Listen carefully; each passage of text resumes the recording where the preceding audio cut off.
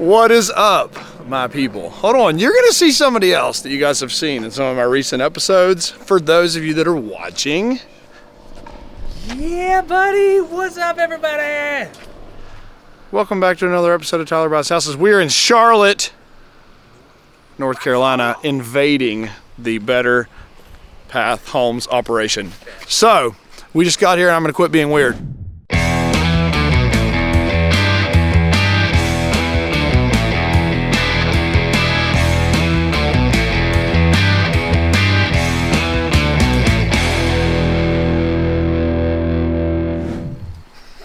All right, well, it's about to get real. Phase 2, we're heading into the Better's residence. And Stephanie doesn't know. Yeah, we come in peace, man. I made cookies. Okay, well, we're crashing your house. Thanks for letting us come down here. And, you know, we're going to have tens of views on this, so it's getting pretty serious. Tens of views. Charlotte has a lot of followers now. He does have a YouTube channel, and his YouTube needs some advice. What advice do you have? What advice do you give? You miss 100% of the shots you don't take. Good. Wow. What it's like to be raised by entrepreneurs. I mean, that's a decent trick. You have more subscribers than me. Look at that. There's Zack. Like and subscribe, right? Yes. I've got 10.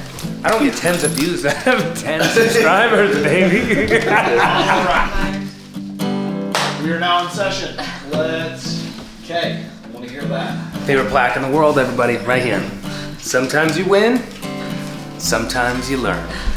Yeah, we came to Charlotte to talk through dispositions and wholesale process and how to sell as is and sell to investor buyers. And so there's some changes coming in the company, but this trip is all about figuring out how someone does this at a higher level than us. So I think you'll probably see now this is my third trip to somewhere else to see what other businesses do that do what I do, but either do it differently or do it better, or they have a different sales strategy. So I'm very lucky to be friends with Stephanie and Zack Betters, and they are opening up their business tomorrow for us to see how they do what they do. But it is late, I'm tired, and I'm excited for tomorrow. So we'll see you in the morning, bright and early. Let's go see what a really high-level wholesale business does. Peace.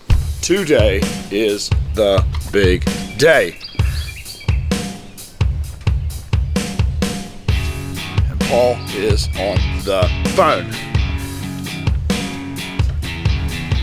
It is a big day. The Chad Meister. He stayed in his first Airbnb last night. Woohoo! It was awesome. What did you think of the Airbnb? No, very clean. Cool.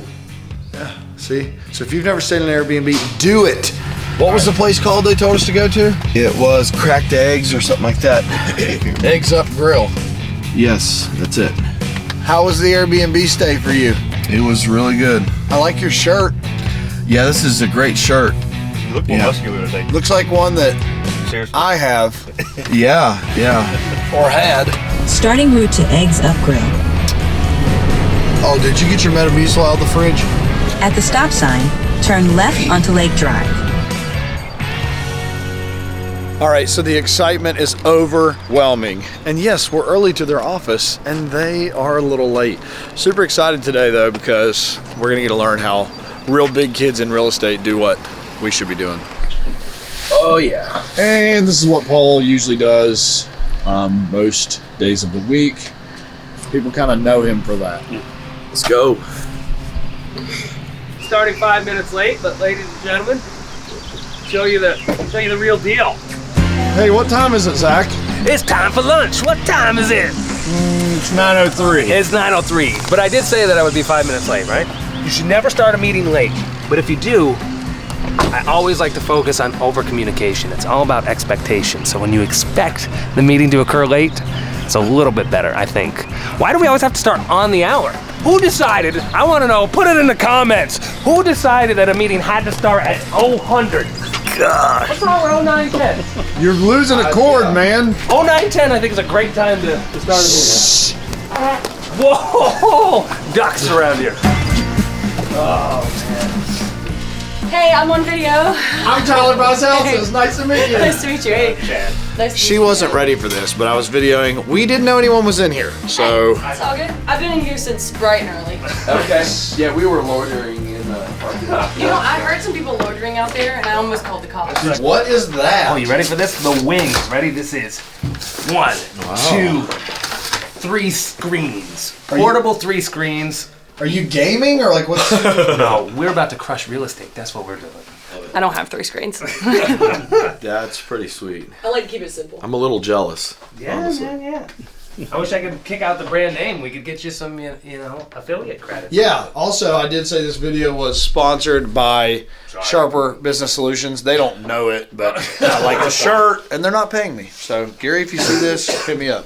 Sweet. These guys had potentially some transaction questions as well. You might get a live. We have all the questions. I will say something about Skype calls also. I would say that it's really important to put your camera on, even if you're in the same room with someone else, because if you can't see somebody's face, it's really hard to like relate to the people that you're talking to. Yeah. So we always make that like a big priority. Noelle's face says a million words. I can't lie with my Mel face. says a lot of words too, but her face says the most. I actually got Botox one time, so I'd be better at sales because I like have too many emotions in my face. It didn't work, but Yeah, we have a couple of those in our office too. Yeah. yeah. One's right there. So, we're all like, why are you mad? Why are you yelling? I thought he was the bodyguard. He's that literally is my bodyguard. He used to work for Dr. Phil. I'm not surprised. Yeah. Yeah. He's so full of crap. I didn't know you were a Dr. Phil. Were you that? What? Why don't we go and tell what you did used to do? You no? Oh, can we go into that one? Hold on, that's a good I need one. a close-up. No. Story for Go another ahead day. and tell him. I used to work in Charlotte, partly. Oh, that's all he's gonna say. Doing what? I did some modeling back in the day. No. Well, let him keep going. Modeling what? Yeah. Underwear.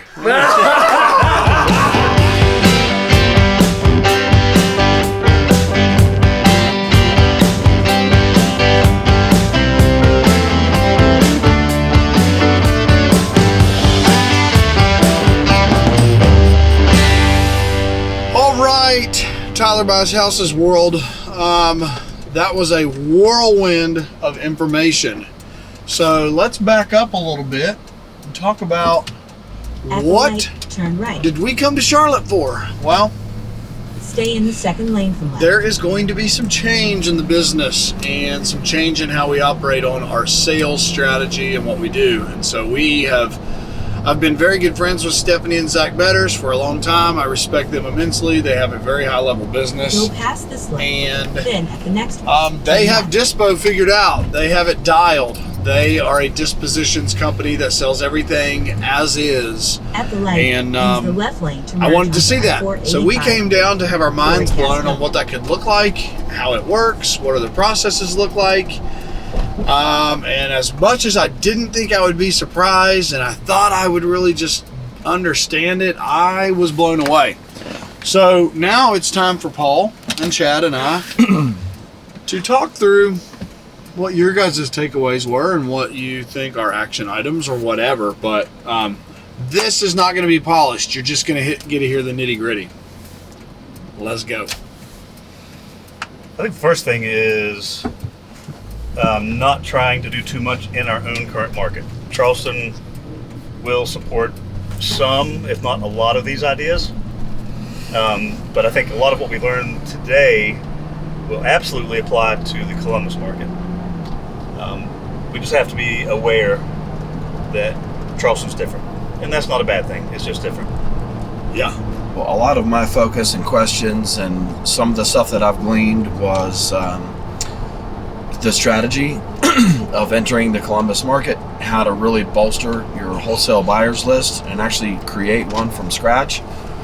So I think that's super important for us to, have some of those, key takeaways, i.e. making sure that you're looking at, historical cash buyers in that market, adding their contact info to the list, and just working with them. And, one thing that was mentioned is that you usually have about a 6-month building time before you develop a really good solid buyer's list. So that doesn't mean we're not going to sell anything. That just means like before we get into a real good position of being a resource for people to consistently buy from, until we become that to a lot of people in Columbus.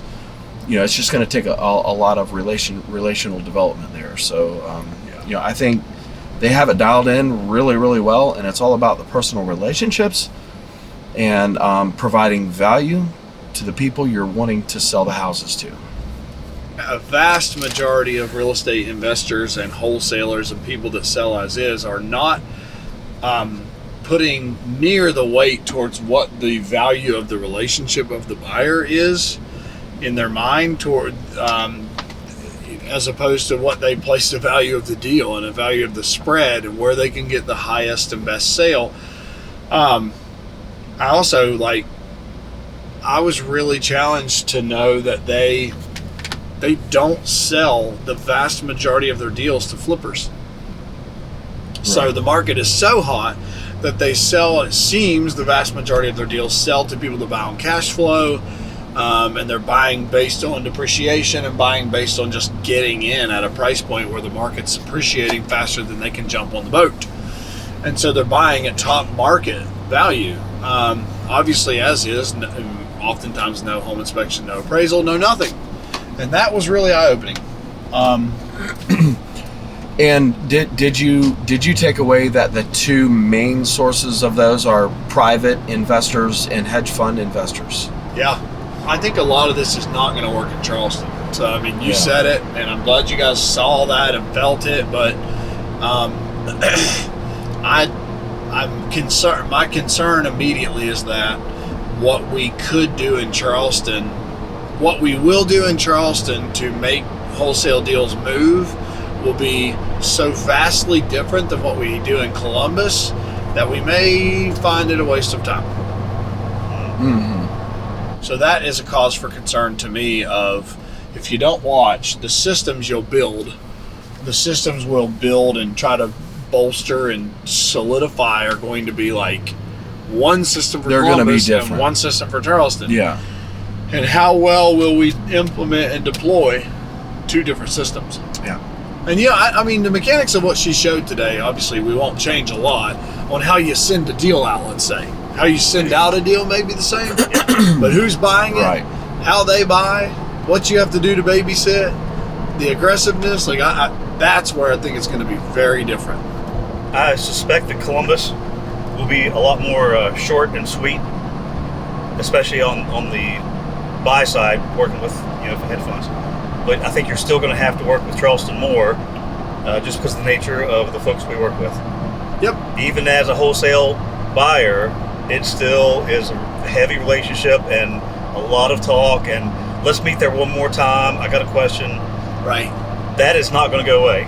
We can try to hone in and have maybe a fewer number of heavy hitters locally, and be able to go to them, hey, I got another one. Right. And at that point, that's back to relationship building and trust. And, goal to have is to get to that point in Charleston. But old-fashioned shaking hands and meeting isn't going away anytime soon. Right. I think that can be managed, but I definitely see the need to get a whole lot better at our responsiveness to the market, i.e., when we go to Columbus, we don't have a day or 2 days to get back to somebody after you send a deal out. You got to respond to them right away. She clearly stated that within an hour or two, you usually have, a couple of offers that you're going to receive and accept. So we have to really drill down. And I think we've been looking at it, but we really haven't created a goal to hit as far as what's measurable on our response times, and the way we handle that opportunity. So we have to get quicker. Oh, 100%. All right, well, that was fun. As you can probably tell, it's a couple days later. The camera died right when we were in mid-stride talking through our takeaways. So, if you've been watching my channel, you know that I try to take trips to shadow other businesses to find out what do they do better than me, and literally what can I rip from them, what can I rip off and plagiarize, if you will, to do in my own business. And literally that is what we do when we look at other businesses and we try to structure our business in a way that can work for what we do. Is I just don't reinvent the wheel. I look at what people are doing that's working in other markets and we figure out how we can apply that here. So this whole trip that we have taken to Charlotte was to help Chad understand this new role that we're going to give him. So I'm going to switch my project manager from being a construction project manager to being a inside sales rep, if you will, what we would call a dispositions rep. Someone who's going to help us dispose of our properties as is, someone who will communicate with the realtors when we sell our properties on the MLS, and obviously someone who will help build relationships with investor buyers who buy our properties to flip. So it's a bit of a transition, and for Chad, I said, look, it's no better way to see how this works than to go watch someone who's got this process really dialed and see how they do it. So that's what we're doing. We literally went to Charlotte to see how Zack and Stephanie Betters, how their business runs, and just model that. So I can tell you this. I mean, I don't know if you've watched the channel long enough to start to see, but like, I don't know where this channel's going. Sometimes I don't know where the episodes that we shoot are going. I don't know what the content's going to look like. But what I can promise you is this channel is about my journey in real estate.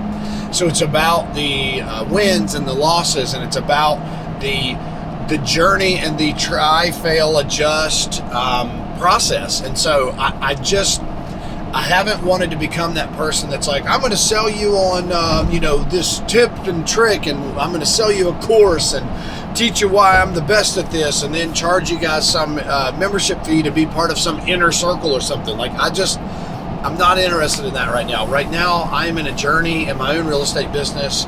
I want to make it very profitable for me. I want to make it very stable for my team, and I want to make it thriving. And we're not quite there yet. So that is what I've been wanting to document. So I hope you've enjoyed this episode. I'm sure it might be a little bit convoluted. I hope you've enjoyed some of the takeaways that we've had in Charlotte, things that we're definitely going to apply.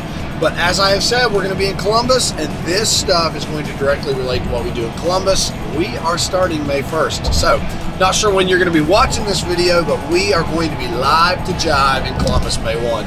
As always, subscribe, check out all the other videos I've got on the channel, give this video a like. I would appreciate it if you'd share it with some people that might enjoy watching this, and I'll see you guys on the next one.